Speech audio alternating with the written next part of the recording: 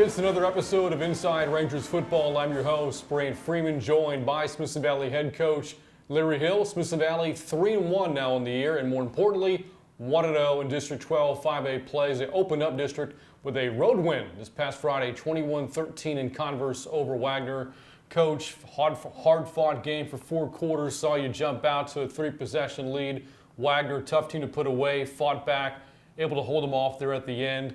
What were your takeaways from the game this past week? Well, it's just a strange game. Anytime you play them, they're so out of the mainstream offensively, and I think most people know that about them, but defensively as well, and yet so explosive and so good at what they do. And, you mentioned we jumped out and got 3 in a row there and went into the half thinking we'd be 21-0, but they score right before the half, and then they get the ball coming out of the locker room. And so it's just a weird game. They held the ball for long stretches of time. We then sometimes were trying to kill some clock ourselves, and it seems like the game was over in about 45 minutes. Yeah, no, it really did. And you talked about the fact that Wagner running this option offense, it's a ball control offense, and it limits the amount of possessions that you're going to have. You have to maximize them, and then you do that with some big plays in the first half. You're able to hit Weston Ross for a 60-yard touchdown passing play. Braden Bafidis, another 28-yard play for him. TJ Hunt scores for the 3rd game in a row on a good passing play on a 3rd down for you.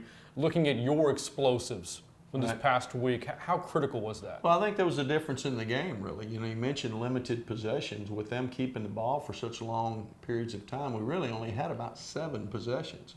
And we scored on 3 of them, and a couple of those were quick drives, as you say, explosive plays. And so, you need to make the most of them, and it is hard to drive on a defense of their caliber. So, to be able to get some big chunks and match, not just match them on time of possession, we didn't do that, but kind of let them swim upstream a little bit instead of the other way around. Because if you fall behind them with that style of offense, you may never see the ball again. Every game seems to have a defining moment in it, even though it's one that's comprised of 120 plays, whatever the number may be. And the one for me, Wagner gets the ball, as you said, to start the 3rd quarter, and they reel off, I've never seen this before, 22-play drive. Eats up 11 and a half minutes. Your defense is exhausted. Certainly being on the field for so long, having to defend an offense like that, which takes so much discipline and focus.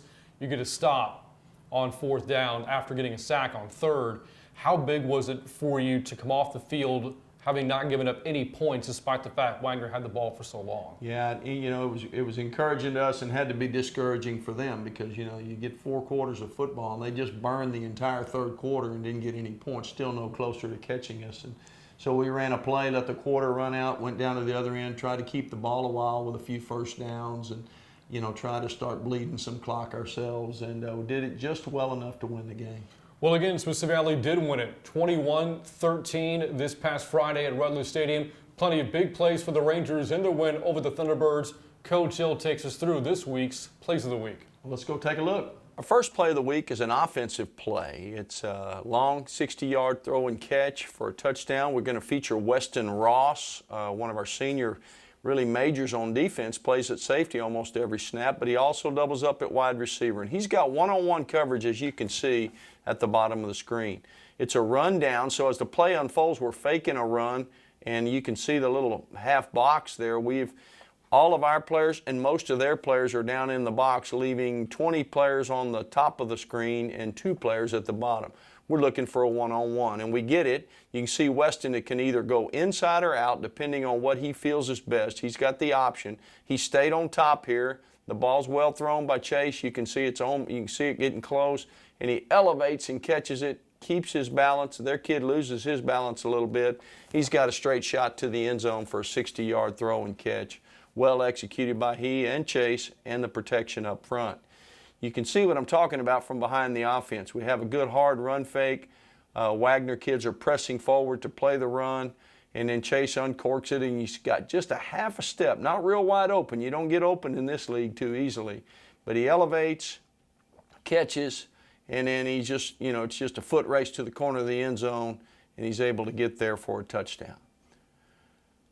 Our second play of the week's a defensive play. We've got to make one last stop at the end of the game. We punted them dead on a 3-yard line, as you can see. and there's really just time for one or two more plays. And we're going to now feature a junior cornerback, Jackson Duffy. Got the circle around him at the top of the screen. We're playing loose. We're inviting throws, and they're trying to get Jackson in a vice. They've got two receivers. You can see them both just to the left of the screen, and Jackson's doing a nice job of staying in the middle of both of them, being ready to break either way. They throw to the outside man. He now comes forward, gets himself in the throwing lane, intercepts it there on the 12, 13-yard line. Is tackled a short time later on the 5, and ends the game. For us to preserve our win, our first district win. You can see it a little from behind the offense. You can see it a little better. We get a little bit of pressure there, just making him throw fairly quick. That's Dylan Goss, one of our junior defensive tackles. Makes him throw a little quicker than he'd like to. And when he does, you can see Jackson making a play on the ball right there. And he picks it off, as we said, effectively ends the game. I think we have time for one more play. And so it was a big play, helped us win. So those are our plays of the week. And Coach highlighted a couple of players who I believe are making their plays of the week debuts. Weston Ross, Jackson Duffy for you.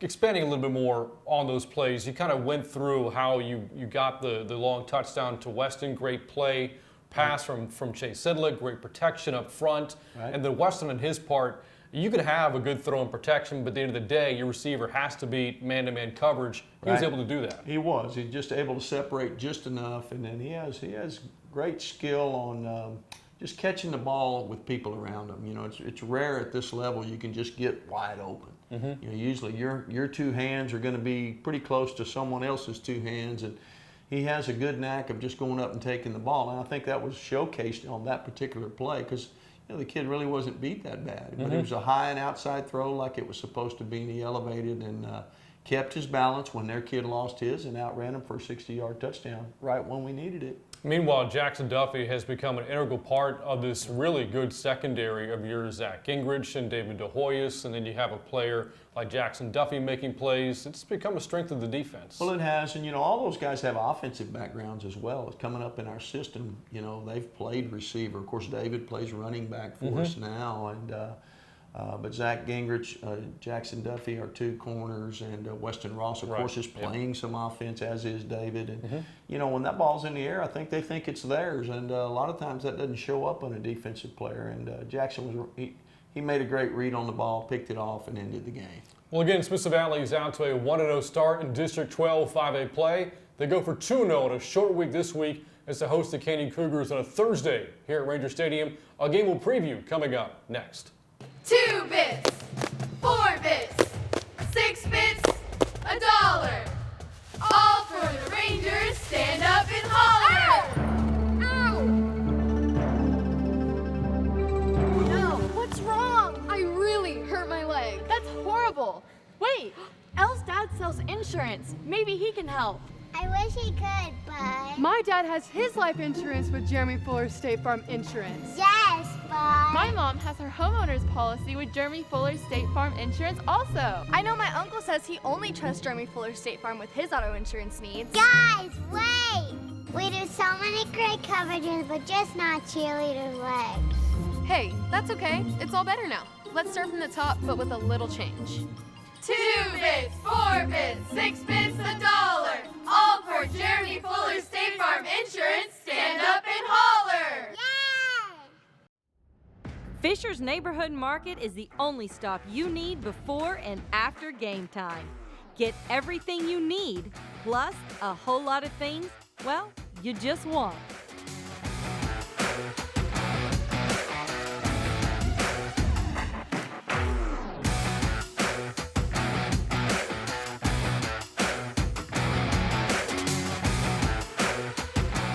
Fisher's Neighborhood Market.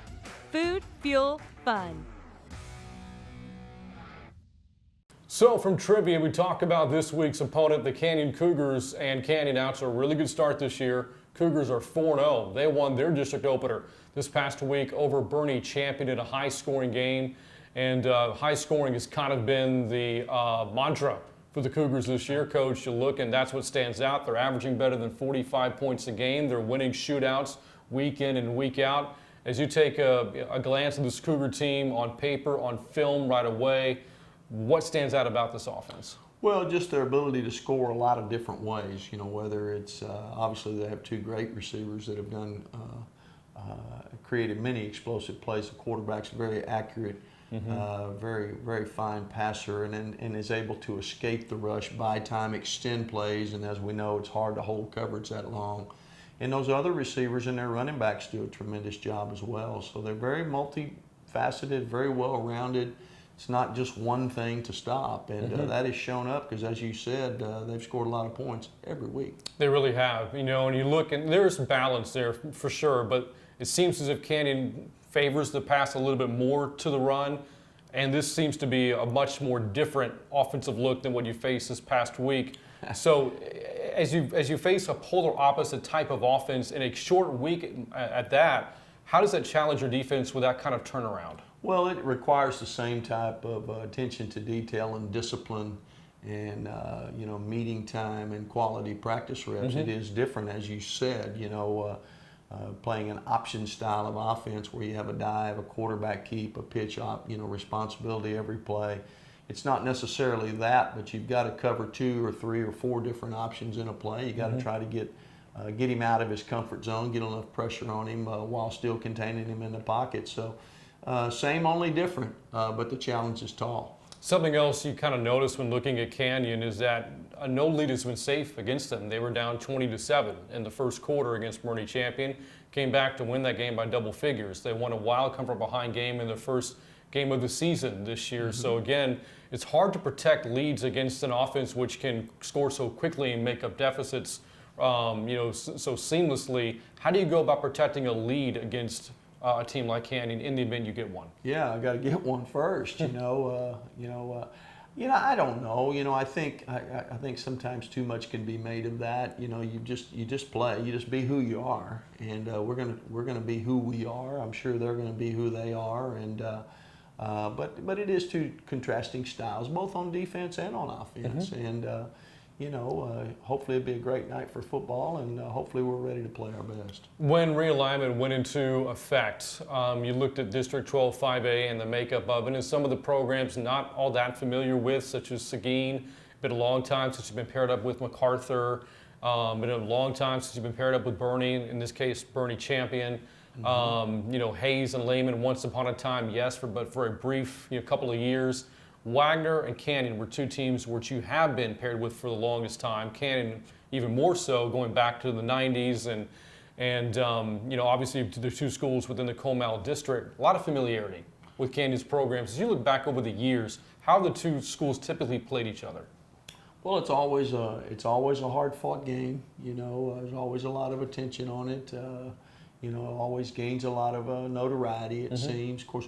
We haven't played them the last 2 years as they dropped to 5A and we remained in 6A. And then meanwhile, there was a coaching change there. Coach Bush brought in a whole new staff, a whole new way of doing things. So I'm not sure that there's a whole lot of carryover there. You know, hey, we remember how they do this or how they're obviously going in a different direction. But we have great respect for their program. Coach Bush has done a tremendous job, and their players are playing hard with a lot of confidence. And, you know, we'll have our hands full. And we'll see how it plays out this Thursday. Smithson Valley taking on Canyon on a Thursday night here from Ranger Stadium. A game we'll have for you on the Rangers Network. Once again, that kickoff is at 7 o'clock. For head coach Larry Hill, I'm Brain Freeman. You've been watching Inside Rangers Football, and we'll see you next time.